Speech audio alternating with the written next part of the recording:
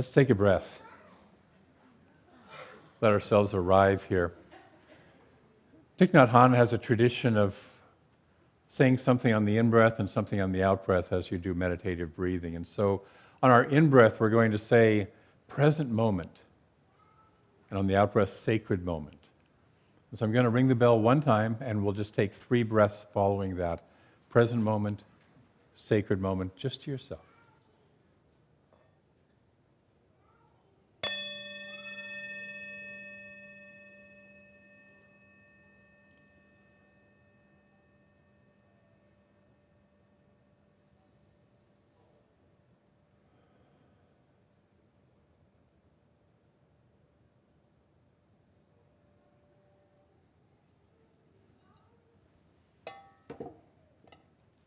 And so joining me in our opening affirmation, I open my mind, I open my heart, and I open my whole being to Spirit.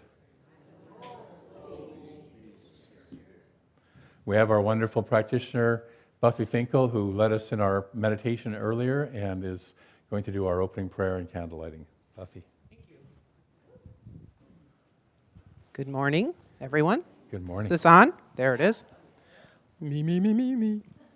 You. Greetings, Zoom friends. Greetings, room friends. We're all one. It's all one thing. I am the practitioner today. I will be lighting the candle, and then I will be opening us in prayer and following prayer. We'll take 2 minutes of silence to contemplate whatever shows up for you spiritually. So if I step off camera, I don't know if I will, but I'll be back.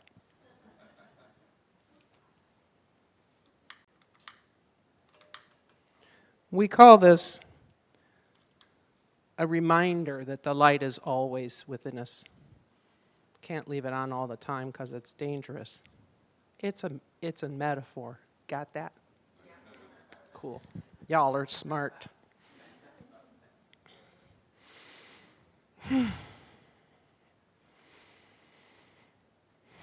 There is only one thing, one life, one energy, one in which everything appears to be separate.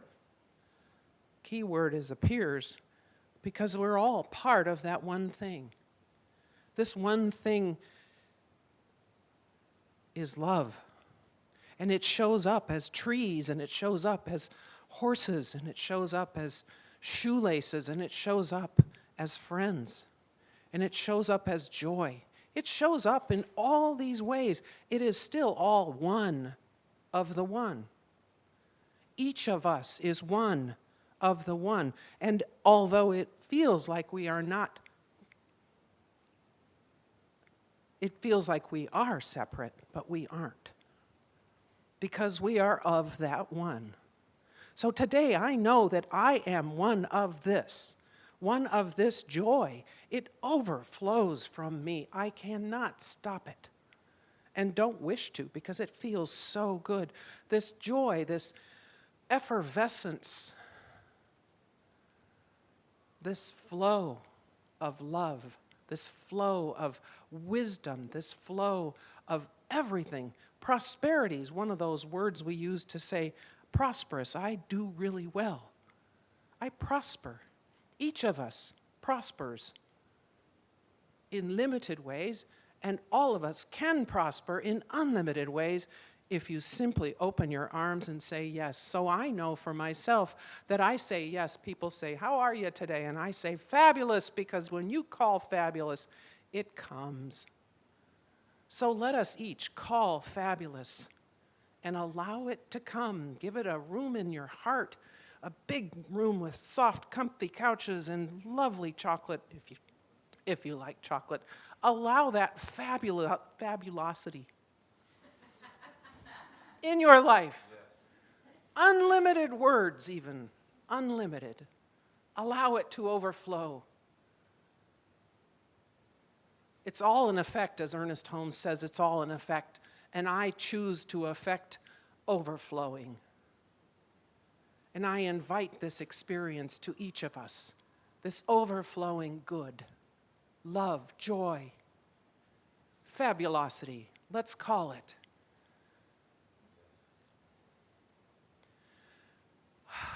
So in deep gratitude for this wonderful, wonderful flow that carries me, that carries each of us at our own comfort level with a little bit of excitement,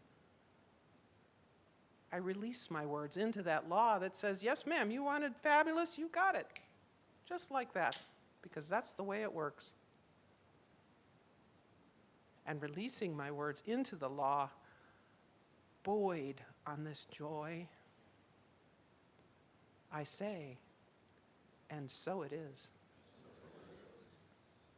Take 2 minutes to float on that joy.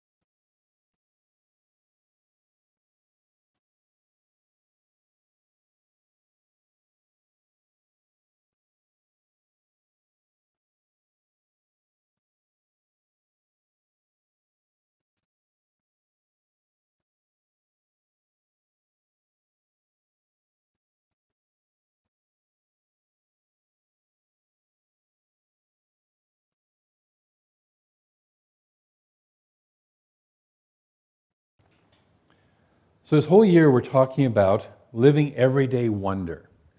Approaching life with a sense of wonder, with a sense of openness, with a sense of curiosity. What is this thing? In a positive way. Not, what is this mess, but what can I learn from this mess? How can I grow and become more wonderful? Because that's our natural order. That's our natural way of being, is expansion. That's what the universe is. And so this month, we're focusing, every month we're focusing on a different topic, a different aspect of life. And this month, we are focusing on money. Take a breath.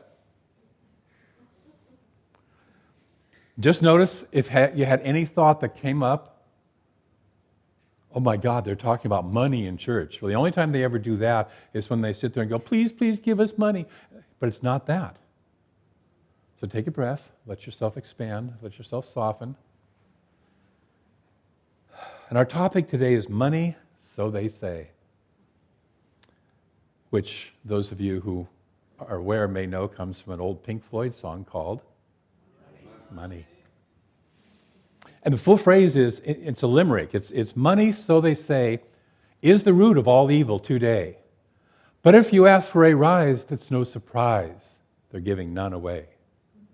And it's a beautiful rendition of the confusion we have with money and all the confused thoughts. It's like, well, if it's the root of all evil today, we should be getting rid of all that we have, right? Because we don't want to be in evil.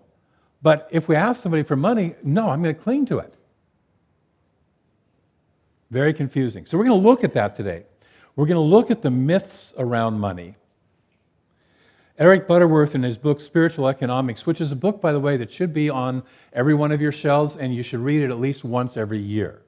That's my shoulds. If you have not resolved the money enigma, you quickly lose your lofty awareness the moment you dip into your wallet. This is what got me to expand from being a Zen Buddhist. I was a Zen Buddhist and living in Los Angeles, and I was having fabulous, wonderful insights, deep spiritual. I would meditate for 2 to 4 hours a day, and I couldn't pay my rent. And I had to sell my favorite little sports car that I had because I couldn't afford the upkeep on it. We can lose our lofty awareness the moment we have to dip into our wallet. So this is all about balance with that our wallet matches our lofty awareness. Would you be okay with that? Yeah. The core of our teaching is, and that song was about it, the core of our teaching is consciousness is cause. Say that with me. Consciousness is cause. The infinite consciousness, whatever name you want to give it, the infinite consciousness is first cause. It creates everything.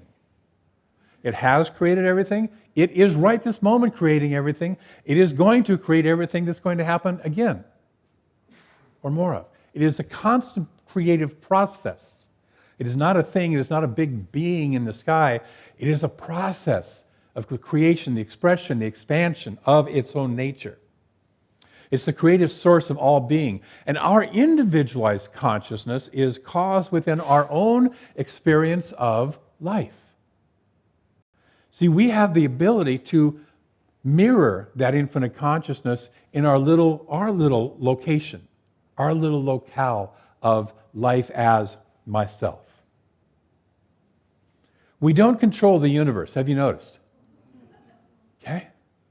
But we can co-create our experience with this infinite consciousness. If we use our consciousness wisely and well, and if we align it with the flow of infinite consciousness. You know, I was meditating this morning and the word repair came to me. And we think of repair as fixing something, right? But it came to me more as repair. Reconnect. You know, if you're using a Bluetooth device, it pairs with whatever the speaker is that's broadcasting through. And sometimes we lose that connection. And so we have to repair. And that's what we're being called to in life, is to repair with that high consciousness that is the truth of who we are. Because I don't know about you, but once in a while I forget that. And so I get disconnected and I have to repair.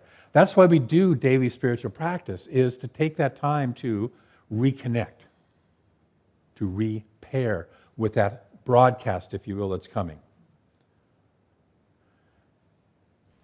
If we align with it, we align with its nature of life and love and harmony and joy and all that, because that's the nature of the infinite. And if we don't consciously co-create, we'll experience what's known as the law of averages, which is sort of like the whatever's in the air, it's going to drop into my garden of life. Most of us, well, some of us do. You see certain houses that use that method of gardening, right? But we're trying to not do that. We're trying to be conscious gardeners in our lives, or at least more conscious gardeners.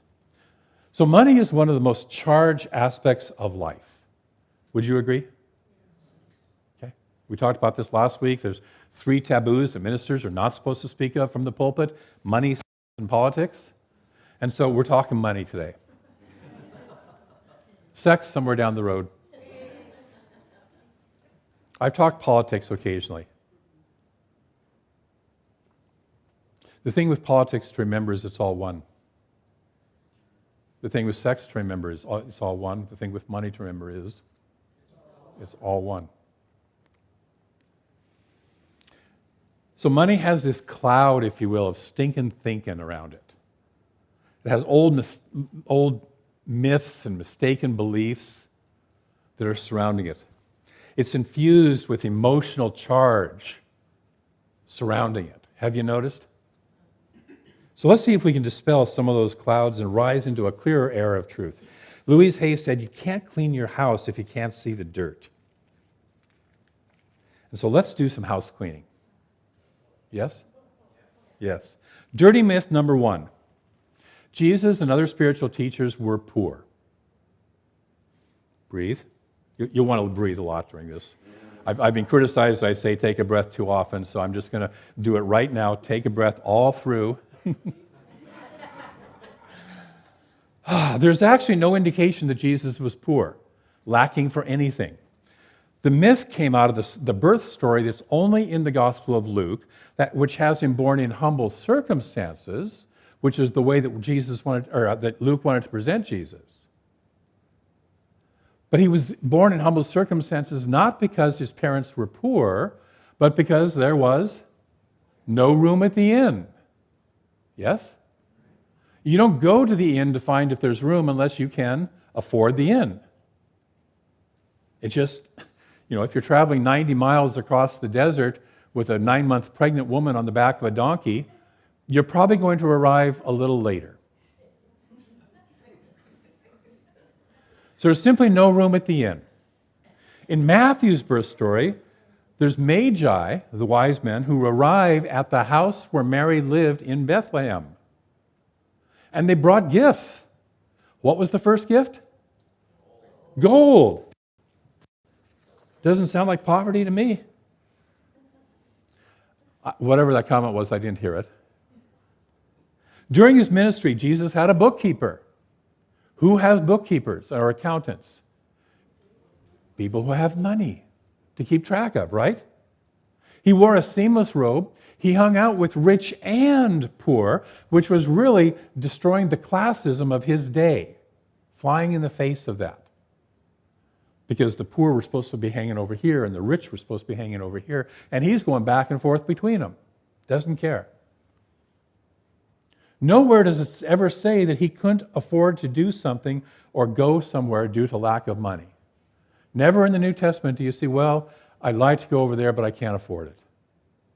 I'd like to do this or have this, but I can't afford it. Nowhere. His famous or infamous comment about it being difficult for a rich man to enter the kingdom of heaven, which is within, that's where the kingdom of heaven is, right? He taught that, is also a commentary on the attachment to wealth and social status of people of his time.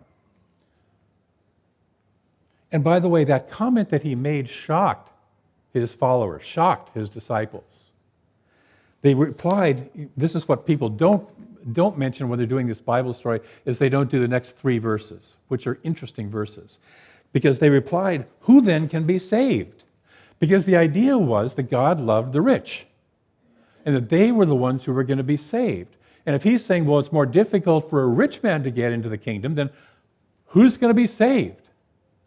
And it says, and I love this is one of Jesus' little kind of, you guys have no clue what this is about, sort of sayings that he does. It says, Jesus looked at them and said, for men this is impossible, but for God everything is possible. Which is saying that with your current consciousness, to his disciples, you can't see how this works. But God's consciousness is bigger than yours. We could say that to ourselves today. The things that we think are impossible, with that infinite presence all things are possible.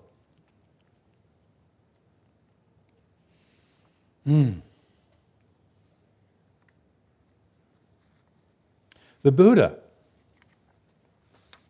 at one point renounced all his wealth, grew up very wealthy, and renounced that, walked away from it, spent 5 years living as an ascetic, but eventually left that also and came back to what he called the middle way.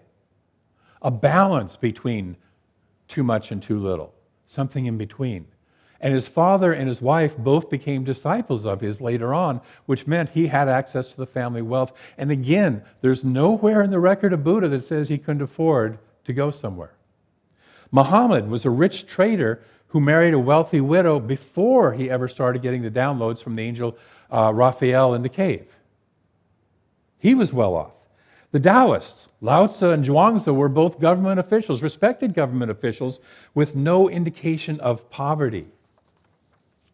Abraham, Joseph, Jacob, Moses, all those guys from the Bible were all quite well off.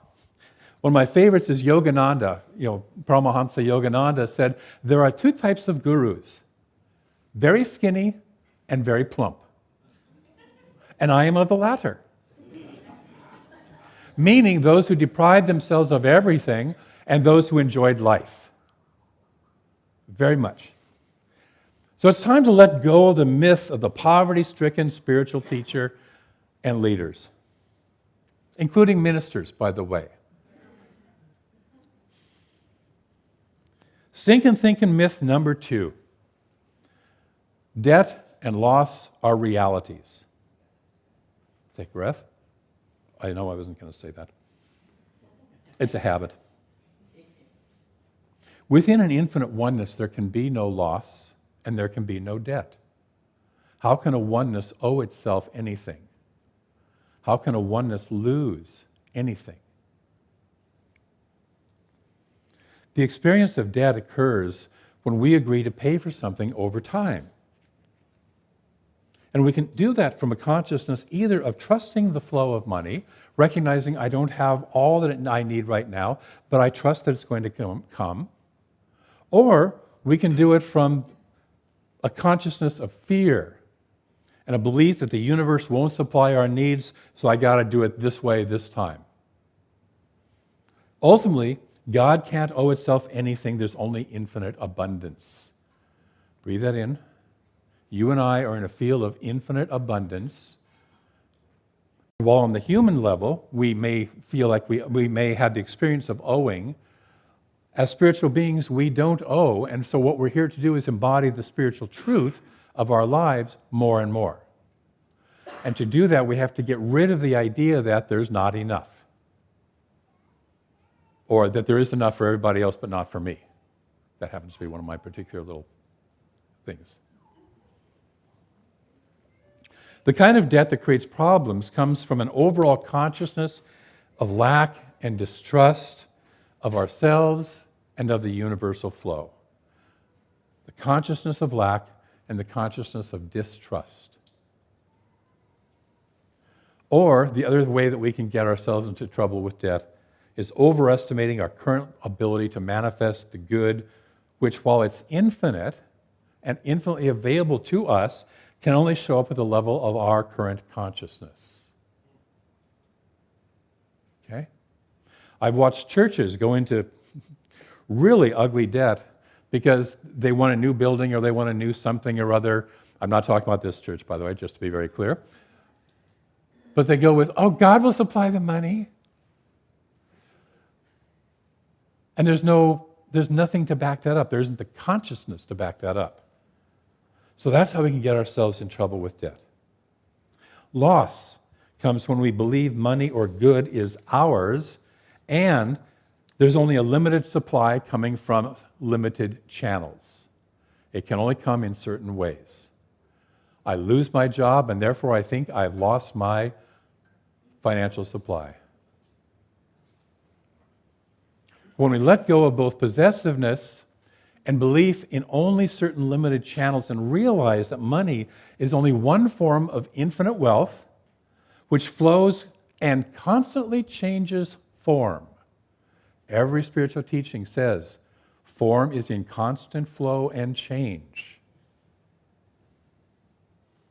It comes in, we utilize some of it, and we release it. And when we can let go of our death grip on money, we can apply everyday wonder and curiosity, and as we play in the constant flow, like children playing at the beach in the constant flow of the ocean, we may experience what in human terms we refer to as loss, but nothing is ever lost in the universe.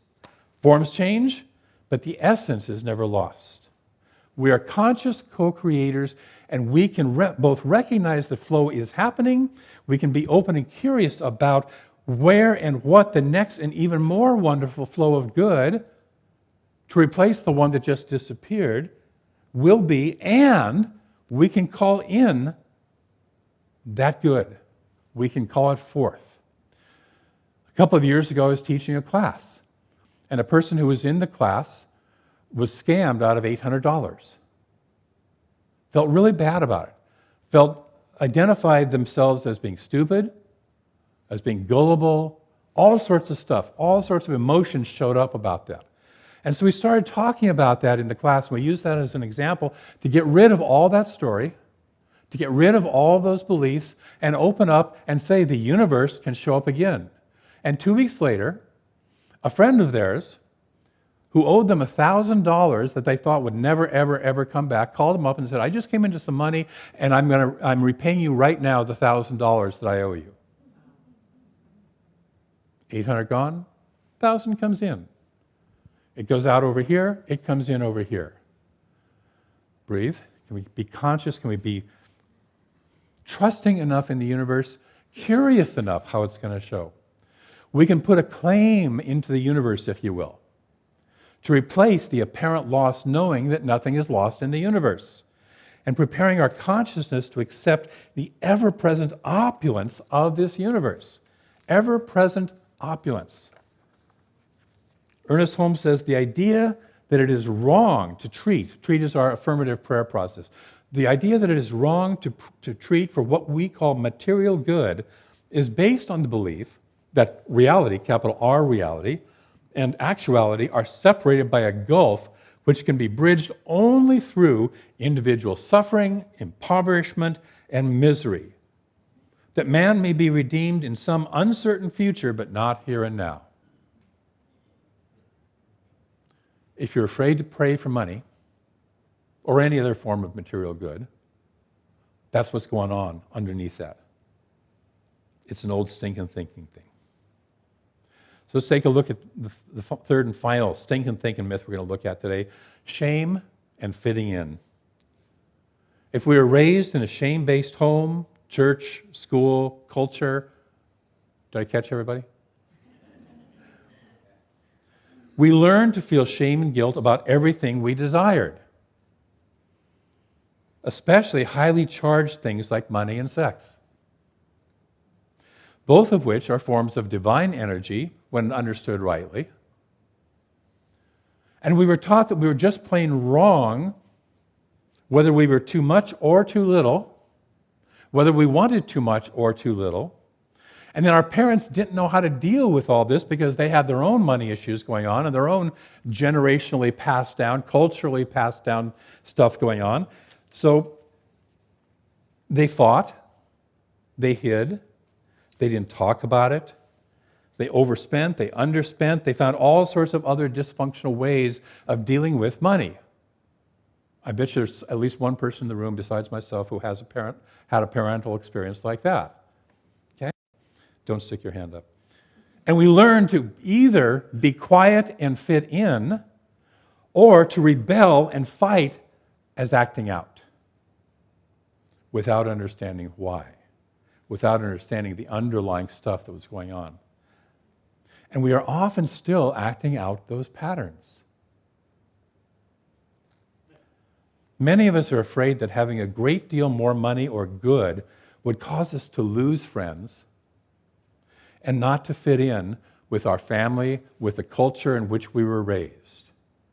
You'll see this with people who suddenly come into a lot of money and then try to dumb down to fit back into the impoverished culture in which they were raised, out of loyalty, misplaced loyalty. Staying poor or barely having enough can be a misguided and unconscious expression of family loyalty or community loyalty. Our life tends to match the people with whom we associate, with whom we constantly associate. I'll say it again. Our life tends to match the people with whom we constantly associate. If we want to expand our good, we have to expand not only our consciousness, but the group mind in which we hang out. It's one of the reasons we're here today as a collective. We are collectively expanding our consciousness so that each of us individually is enriched by that. The universe supports our expanding consciousness by matching our energy with surrounding people and circumstances. So to clean your house and grow yourself and others.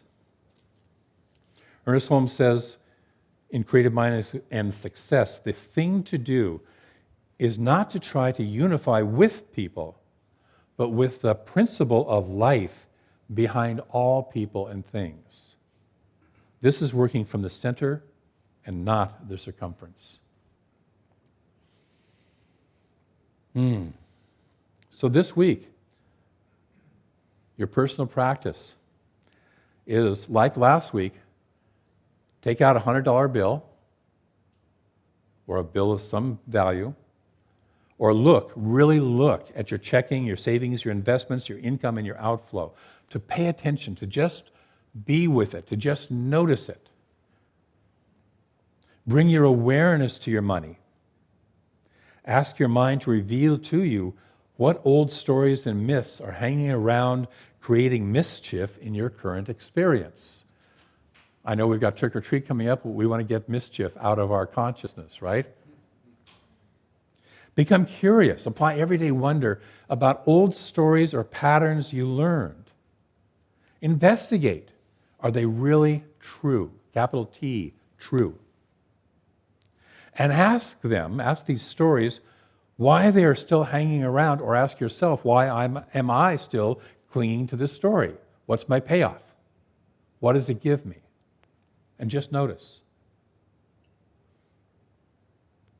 Bust through some of these old ghosts and open the shades in your house. Open the shades in your house of consciousness to let in the light of truth. That's your practice this week. Notice your money. It can be in the form of a single bill. It can be in the form of paying attention to your overall money picture and just notice what comes up. Are we good with that, with doing that this week? Great.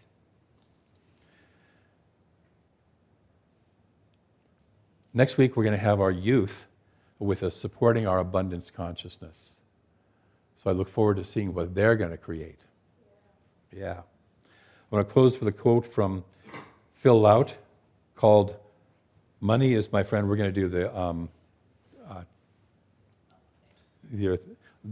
other thing that I can't get. Yeah. Terry and Ross are going to come up and talk for a moment.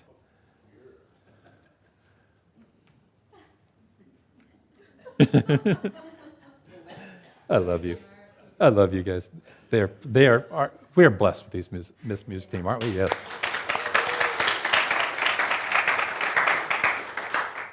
Closing with this quote: the key to wealth is we're learning how to take charge of your mind, learning how to process your mind with affirmations, studying and releasing yourself from major inhibitors of the mind, and learning to better use your imagination.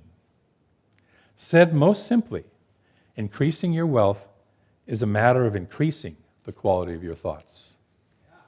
Yeah.